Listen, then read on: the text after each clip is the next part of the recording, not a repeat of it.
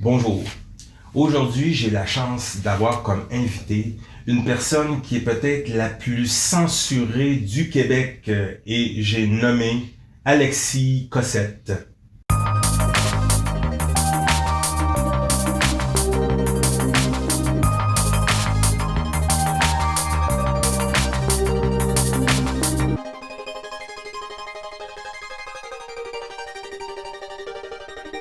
Bonjour Alexis. Salut Yandel, ça Ça va va bien? bien? Ben oui, Ouais. ça va bien. Merci beaucoup de m'avoir reçu. C'est moi qui te remercie. On sait tous que tu as été censuré sur les grosses plateformes populaires comme Facebook et YouTube. Euh, Maintenant, je voulais savoir, toi, comment que tu réussis à continuer avec cette censure-là qui est quand même assez agressive de ton côté? Ouais, ben, on s'est restructuré sur d'autres plateformes. Là, on sait que de plus en plus les grosses plateformes censurent pas seulement des chaînes comme Radio-Québec, ils vont censurer des médecins qui parlent, je veux dire, qui offrent soit des soins alternatifs, qui parlent de la chloroquine, qui vont juste contre le discours dominant.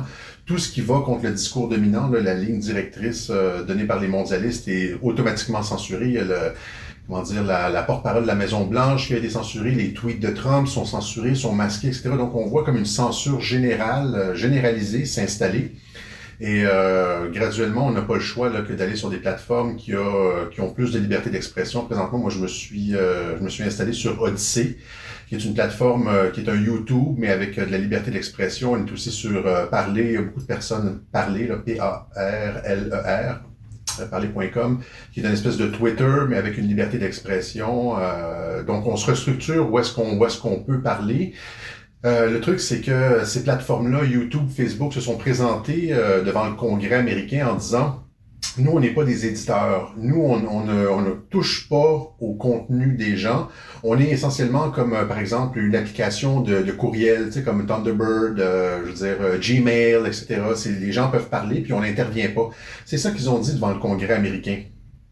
Ou par exemple WhatsApp ou FaceTime, etc. Donc juste des applications d'échange de contenu et graduellement ils ont commencé à censurer de plus en plus certains termes, certaines expressions et là c'est rendu n'importe quoi. Ils censurent et souvent ils censurent et ils doivent enlever la censure lorsque les faits nouveaux sont rendus disponibles. Alors, ils vont censurer, par exemple, une affirmation du fils de Donald Trump. Finalement, il a raison, et là, ils ont eu tort. C'est eux qui ont eu tort. Tu comprends? Alors, c'est un jeu très dangereux, la censure, et ça nous amène toujours à la question du contrôle. Qui contrôle le discours. Et dans ces plateformes-là, ce qu'il faut dire, ce qu'il faut que les gens comprennent, les gens disent souvent c'est des plateformes privées, ils peuvent faire ce qu'ils veulent, non, parce qu'ils ont donné, comme j'ai dit, là, des garanties au Congrès qu'ils étaient juste des plateformes et non pas des éditeurs, mais que c'est aussi devenu l'agora publique. Là. Maintenant, on reste en contact avec les membres de notre famille à travers Facebook, on échange des images, des photos, Messenger, c'est comme ça qu'on parle à nos amis, à notre famille, etc. Donc c'est rendu comme un outil essentiel de communication. C'est comme presque plus optionnel. Hein. Je sais pas si tu comprends ce que je veux dire. Donc c'est comme si on empêchait aux gens de s'écrire des lettres un peu. Tu sais, comme il y a un siècle. On dit toi service postal, toi ça tu peux plus communiquer avec ta famille, etc., censure. Donc, c'est très, très grave ce qui se passe et ça se produit à l'échelle de la planète. Comme je dis, il y a des médecins qui sont censurés, des politiciens, etc. Et ce qu'on voit, là, ce qui transparaît de tout ça, c'est une volonté de contrôle du discours. Et ça, c'est très préoccupant. Pourquoi les médias et même les pro-masques s'acharnent autant à censurer Radio-Québec, qui est quand même une radio quand même, tu propages aucun message haineux. Je veux dire, pourquoi cet acharnement à ton avis? Non seulement on propage aucun message haineux, mais on s'est fait un devoir de ne présenter que des informations factuelles. Tout ce qu'on, en tout cas, lors de la pandémie, tout ce qu'on a montré, c'était soit des clips de spécialistes qui sont souvent même invités sur les plateaux de télévision en France ou aux États-Unis. On a pris des clips de télévision, on a pris des articles publiés dans des revues médicales, etc. Et la censure rendue là est incompréhensible.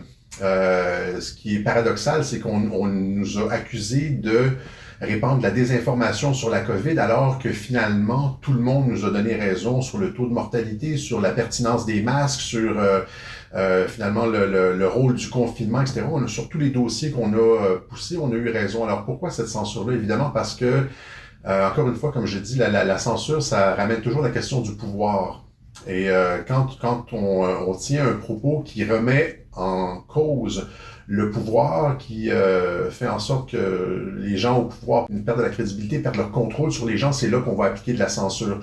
Et on s'est aussi fait un devoir à Radio-Québec de montrer les manipulations médiatiques, c'est-à-dire montrer de quelle façon les médias, à travers la manipulation du langage, les émotions et puis certaines images, etc., contrôlaient la psyché de la population. Donc, on a comme tiré un peu le rideau sur ce qui se passait en coulisses derrière, dans les médias, etc. Et ça, c'est évidemment, on a comme révélé le jeu et ça dérange beaucoup. Ces temps-ci, la censure n'est pas seulement forte pour les médias alternatifs au Québec, mais elle est très forte aussi aux États-Unis. Là, je veux dire, on regarde un peu Trump avec tous ses tweets qui sont censurés et tout ça. Maintenant, ma question, c'est est-ce que c'est les médias qui dirigent l'Amérique? Il y a une volonté les médias sont comme les soldats de ce qu'on pourrait appeler l'État profond, de ceux qui sont en coulisses et qui tirent, qui ont tiré depuis longtemps les ficelles de l'Amérique, oui. C'est-à-dire, d'une part, on pourrait dire le cartel bancaire. L'Amérique a été contrôlée de différentes façons. Les pays, pas seulement les États-Unis, mais les pays dans la zone européenne ont été contrôlés de différentes façons. Ils ont été contrôlés par la dette. Ils ont été contrôlés avec la dette. On est capable de faire chanter des politiciens, par exemple, en menaçant d'une décote. C'est comme la Grèce, c'est-à-dire si tu passes pas telle politique, on va baisser ta cote de crédit et tout d'un coup, tu pourras plus rembourser ta dette. C'est-à-dire que la plupart des pays dans la zone occidentale sont tellement endettés qu'on peut les faire chanter en disant, par exemple, si tu passes pas telle ou telle politique, si tu nommes pas telle ou telle personne à tel poste, eh bien, on va te décoter. On va faire en sorte que ta cote de crédit descende et que ça soit beaucoup plus difficile pour toi de rembourser ta dette. Alors, les États qui veulent pas être dans les possibilités de rembourser leur dette sont un petit peu comme tributaires du système bancaire international, des médias, il y a aussi les agences de renseignement. Donc, il y a une communauté d'intérêts qui ne dit pas son nom, oui, qui tire les ficelles en coulisses. Il y a des mécanismes de contrôle social très, très, très sophistiqués, très, très, très avancés, qui sont pas expliqués aux gens. Et les médias en font partie. Il y a la dette, il y a d'autres choses aussi, comme je dis, les services de renseignement, etc., qui font partie de cet appareil de contrôle de la société. C'est ce qu'on appelle l'État profond. La technologie aussi permet ça, avec justement les technologies de communication, les technologies de surveillance, etc. Parce qu'on est surveillé, on est épié par nos appareils d'une certaine façon. Là, les propriétaires de ces applications, ces appareils-là collectent des données sur nous, de l'information. Google sait exactement ce qu'on recherche sur le net. Ils nous proposent des publicités. Donc, oui, c'est ça. Tout ça fait partie d'un système de contrôle social, de gestion des populations très, très, très sophistiqué. Les médias sont un élément de ça, et c'est pas le seul. Quand est-ce que tu as commencé à nous informer sur le dérapage du gouvernement? Moi, j'ai commencé à faire des vidéos de façon amateur là, en 2017. C'était sur différents sujets de l'actualité, c'était mes opinions. En 2018, j'ai commencé à travailler plus sur la politique américaine. Et là, je me suis rendu compte qu'il y avait une différence énorme entre ce que les médias présentaient de l'actualité américaine et la réalité. N'importe qui regardait un discours d'un politicien aux États-Unis puis qui regardait la façon dont le discours était rendu, si tu le regardes en direct puis après ça, tu regardes ce que les médias en disent ici, il y avait comme une dichotomie. Donc, j'ai commencé à me méfier je peux dire, la trame narrative médiatique ici. Avec la différence qu'il y avait entre la réalité aux États-Unis et la réalité rapportée, mais c'est surtout avec la COVID là que je me suis réveillé sur les manipulations gouvernementales au Québec. Avant, je pensais que le Québec était épargné, qu'on était comme une zone un peu éloignée, puis que c'était pépère ici, mais c'est pas du tout ça en fait. Alors au début de la pandémie, ici au Québec, j'ai donné le bénéfice du doute à François Legault, même je l'appuyais, les gens le critiquaient et tout, et puis à un certain moment donné, je me suis rendu compte que c'était plus juste 2 semaines qu'ils nous demandaient là, pour le confinement, qu'on nous donnait on nous présentait, on nous servait de faux prétextes pour continuer des mesures de plus en plus coercitives qui n'étaient pas appuyées sur une science solide. Et d'ailleurs, l'Institut national de la santé publique nous a donné raison sur les masques, sur un certain nombre de mesures. L'utilité de l'OMS a remis en doute l'utilité du confinement et sur la dangerosité du virus aussi. Il y a le docteur Rosenberg qui a parlé, etc. Et là, je me suis rendu compte que le gouvernement s'enfermait tout seul dans une espèce comment je pourrais dire, un délire autoritaire, on pourrait dire, là, au sujet de la COVID, qui avait pas nécessairement de justification médicale pour ses actions, c'était des justifications politiques qui s'inscrivaient dans un plan global de reset économique. Je sais que les gens, on n'en parle pas beaucoup dans les médias et donc les gens sont pas au courant, mais ailleurs dans le monde, il y a le Forum économique mondial qui parle de ça, de reset économique. Il semble y avoir un plan politique derrière tout ça. C'est la PIN d'Arruda, le développement durable. Ce qu'ils sont en train de mettre en place au Québec semble être beaucoup plus de l'ordre du politique, du reset économique, de la réorganisation, de la reconfiguration en profondeur des rapports sociaux entre humains. Donc, ils sont en train de reconfigurer la société complètement. Et ça n'a pas nécessairement à voir avec la dangerosité en tant que telle du virus. Et à partir du moment où j'ai vu cette différence entre je veux dire, la dangerosité du virus et les politiques gouvernementales qui étaient mises en place, ben là, j'ai continué à creuser le phénomène et puis jusqu'à la censure, là, je pense qu'on leur faisait trop de dommages. On remettait en doute sévèrement, preuve à l'appui, certains des postulats du narratif gouvernemental et ils l'ont pas accepté. Il y a de plus en plus de gens qui prennent conscience un peu de ce que tu disais par rapport justement à cet aspect qui est plus de l'ordre de politique que de la santé. Est-ce que tu pourrais un peu nous vulgariser un peu où est-ce que le gouvernement veut nous amener avec tout ça? Ouais, ben c'est essentiellement l'agenda 2030 là, qu'ils accélèrent, qu'ils essaient de nous vendre en 2021. L'agenda 2030, c'est un programme qui vise à contrôler la totalité des aspects de la vie d'une personne. C'est-à-dire, ça va des relations humaines, la façon dont on gère une entreprise, la quantité de ressources qu'on peut utiliser, pas plus que X nombre d'électricité par jour, pas plus de temps d'eau par jour.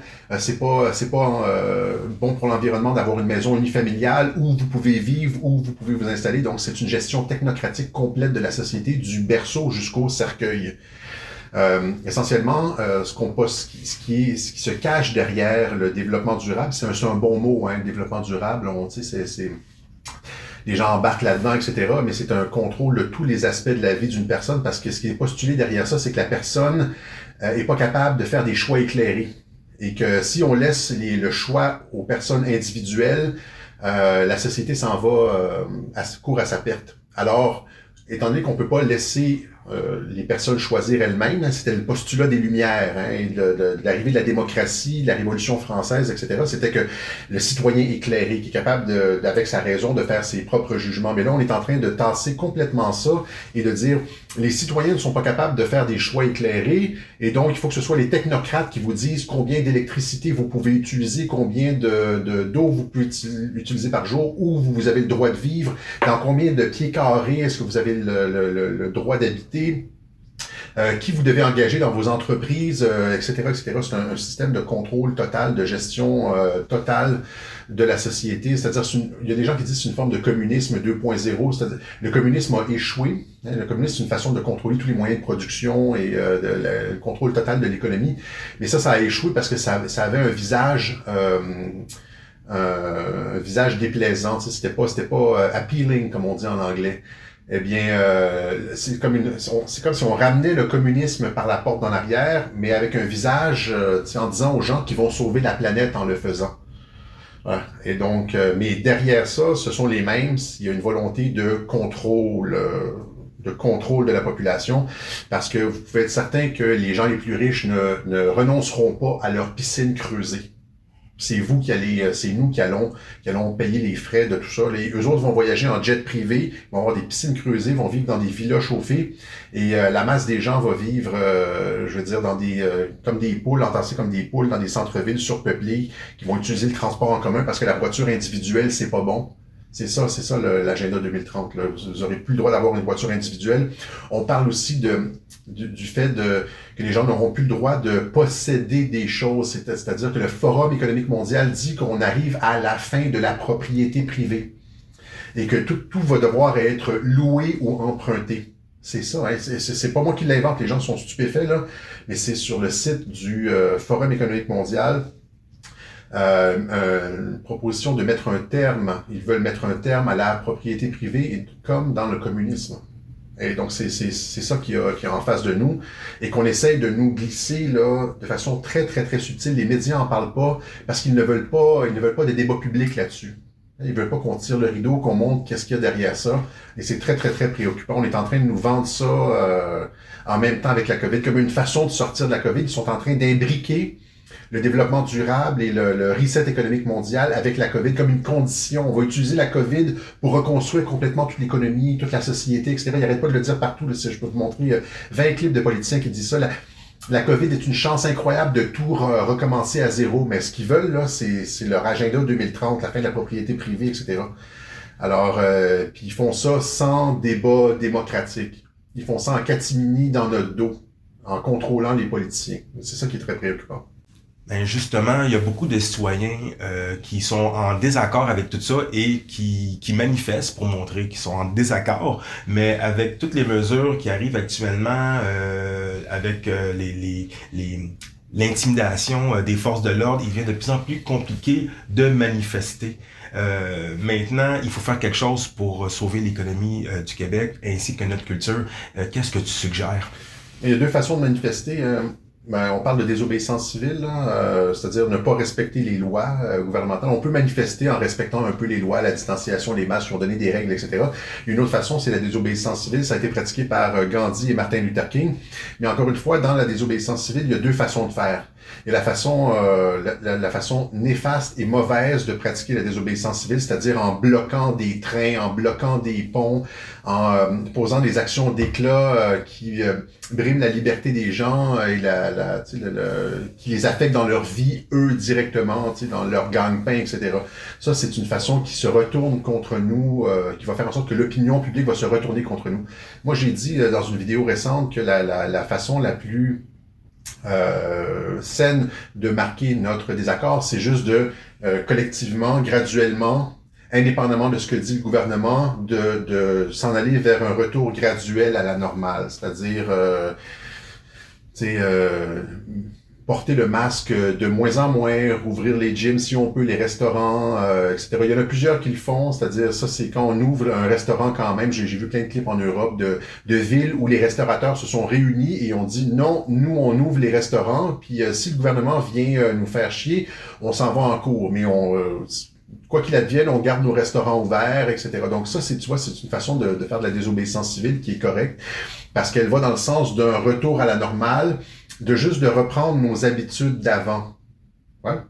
Alors, parce que on le sait, il y a pas une deuxième vague comme ils essayent de nous faire croire. Le virus, d'ailleurs, ça a été confirmé avant-hier, est beaucoup moins dangereux qu'au printemps dernier. Mais on nous impose des mesures qui sont beaucoup plus coercitives, je veux dire, qu'au printemps dernier, les masques en classe, etc. Ça, je veux dire, c'est ça. Donc, ne pas se laisser faire par la propagande et aller dans le sens d'un retour graduel à la normalité. Moi, c'est comme ça. Donc, éviter les actions d'éclat, faire chier les gens en bloquant la circulation, etc. Non. Mais juste reprendre nos habitudes avec confiance, reprendre nos habitudes de vie d'antan, oui. Quel est l'avenir des médias de masse et des médias alternatifs? Alors, il y a deux modèles d'affaires. Les médias de masse sont basés sur un modèle d'affaires qui issu du 20e siècle, une espèce de modèle pyramidal. Les gens se rendaient compte avant la pandémie que les médias avaient un discours pratiquement unanime sur plein de sujets et donc cherchaient de l'information ailleurs. Les médias ont perdu beaucoup d'argent. Il y a beaucoup de coupures de postes dans les médias. C'est dans les médias traditionnels. Là, c'est pas un modèle de transmission de l'information qui est viable. Il n'est viable qu'en injectant des centaines de millions de dollars dedans, en le tenant à bout de bras. Parce qu'en ce qui concerne les revenus publicitaires, etc., et la façon dont les gens consomment de l'information, c'est de plus en plus désuet. Ce qui est en train de monter, ce sont les médias alternatifs, les médias libres, où on a une liberté de parole, une liberté de penser, avec un modèle d'affaires, c'est-à-dire complètement différent, socio-financé, c'est-à-dire si vous n'avez pas notre contenu, notre contenant, notre contenu, notre style, etc., vous ne financez pas. Si ça vous plaît, oui, vous contribuez, au lieu d'avoir un modèle comme celui des médias, où est-ce qu'on vient chercher l'argent dans votre poche pour le donner aux médias. Le socio-financement, c'est l'avenir des médias alternatifs. C'est l'avenir de l'information, je pourrais dire. Et voilà, donc c'est deux modèles qui se concurrencient présentement. Et on remarque que dans les médias, il y a comme souvent il y a des mots d'ordre qui sont donnés, alors que dans l'information alternative, il y a plus de liberté de pensée, de capacité de réflexion critique. Les médias traditionnels sont basés sur un modèle de l'information qui a été développé au 19e et au 20e siècle, alors que les médias alternatifs, eux autres, se représentent beaucoup plus le champ de l'information au 21e siècle. Et c'est pour ça que je dis en termes de... On est capable de faire de l'information avec un cellulaire, avec un ordinateur. On est capable d'aller chercher beaucoup plus de monde que des fois des émissions de Radio-Canada, TVA Nouvelles, avec un simple ordinateur, un micro, avec quelques milliers de dollars d'équipement. On est capable de battre les codes d'écoute des grands réseaux. C'est ça qui est fantastique. Et c'est pour ça qu'ils nous détestent, ils essaient de nous discréditer. Parce qu'on représente l'avenir de l'information. Le 21e siècle nous appartient. Eux, ce sont des modèles du 19e et du 20e siècle. Je sais que, Alexis, ça n'a pas été facile pour toi. Il y a certains membres même de ta famille qui t'ont rejeté, comme moi d'ailleurs, ainsi que beaucoup de gens qui ont eu comme réflexe de remettre en question cette pensée unique que les médias nous envoient tous les jours à la télévision. Maintenant, étant donné que bon, ça nous touche tous personnellement, émotionnellement, parce que c'est des gens qu'on aime, c'est des proches. Qu'est-ce que tu proposes de faire aux gens qui nous écoutent, là, qui vivent un peu la même chose qu'on vit? Je propose, en tout cas, ce que je propose pas de faire, c'est ce que Mario Dumont a proposé à tout le monde, c'est-à-dire de couper les ponts puis d'envoyer les membres de la famille à Gagnon, etc. Ça, c'est scandaleux qu'on ait entendu ça sur les médias traditionnels. C'est-à-dire que il y a des positions divergentes. C'est comme dans une famille quand il y a une personne qui vote pour un parti puis une personne qui vote pour un autre parti. C'est-à-dire qu'on devrait être capable en famille de gérer les différences d'opinion, c'est-à-dire d'une façon civilisée à table, éviter certains sujets, etc. Il faut être patient. Il faut respecter le choix de l'autre, pas pousser non plus notre vérité. Des fois, on se rend compte que les médias, par exemple, mentent sur un sujet, puis on a envie de réveiller les gens, et puis alors qu'ils ne sont pas prêts, ça doit être fait. La communication, on ne veut pas déprimer puis perdre les contacts avec les gens autour de nous. Ça doit être fait avec doigté et avec patience. Mais de grâce, ne pas couper les ponts avec la famille, comme l'a suggéré Mario Dumont. Alexis, je sais bon que tu as été victime beaucoup de censure, mais tu es toujours là. On peut te retrouver sur des différentes plateformes. Je sais pas si tu peux nous en parler un peu pour qu'on puisse te trouver. Présentement, la plateforme que j'utilise le plus, c'est Twitter, mais on sait que c'est fragile. Ils peuvent nous censurer à n'importe quel moment. Ils censurent le président, ils censurent les porte-paroles de la Maison-Blanche et les comptes qui disparaissent sur Twitter. C'est très, très, très arbitraire. Mais pour l'instant, la grosse plateforme, c'est Twitter. On a un YouTube alternatif sur Odyssey qui est en pleine expansion. Parce que YouTube a tellement censuré de contenu que tout le monde se transfère sur Odyssey. Odyssey, c'est comme un peu le YouTube du futur, sans censure. Alors, je suis là-dessus, donc Radio-Québec sur Odyssey. Et le remplacement de Twitter, c'est un site qui s'appelle Parler. Parler, parler.com. Et c'est une interface comme Twitter, on peut mettre des vidéos et tout. Et ce qui est intéressant avec Parler, c'est que la fin de semaine dernière, c'était l'application la plus téléchargée sur le web. Il y a tellement de censure, on voit tellement de censure que tout le monde s'en va sur Parler ou sur Odyssey, etc. Éventuellement, il va juste rester que quelques comptes sur les vieilles plateformes et en espérant que ces nouvelles plateformes-là prennent la place des anciennes plateformes qui auront péri pour avoir péché par la censure. Maintenant, qu'est-ce qu'il faut, c'est que les gens qui doivent quitter ces anciennes plateformes-là pour venir sur ces nouvelles-là. Exactement. En passant, toutes tes adresses, ils vont apparaître au bas de l'écran. Alors, pour ceux qui veulent trouver Alexis, fait que c'est ça, ils vont juste être en haut. Je sais pas s'ils vont être là ou peut-être là. Mais écoute, Alexis, dernier truc, si tu avais quelque chose à dire aux gens qui te suivent, parce que on est des millions à te suivre, on est des millions à aimer Radio-Québec, qu'est-ce que tu dirais aux gens? D'absolument garder espoir, puisque 2021 va être aussi le fun que 2020 a été moche. C'est-à-dire qu'on est comme sur tu sais, sur la balance là. Au mois de décembre 2020, c'est comme le pire. Et de l'autre côté, ça va être tout ce qu'on a payé, tout ce qu'on a enduré en 2020, ça va nous revenir en mieux en 2021. Alors gardez espoir. C'est ça que je voulais entendre. Yes, sir. Hey, merci beaucoup, Alexis. Alors, c'était mon ami Alexis. J'espère que vous avez aimé cette capsule-là. Et comme je l'ai dit un peu plus tôt, on va mettre tous les liens pour qu'on puisse retrouver Alexis dans le bas de l'écran. Alors, merci beaucoup et à la prochaine.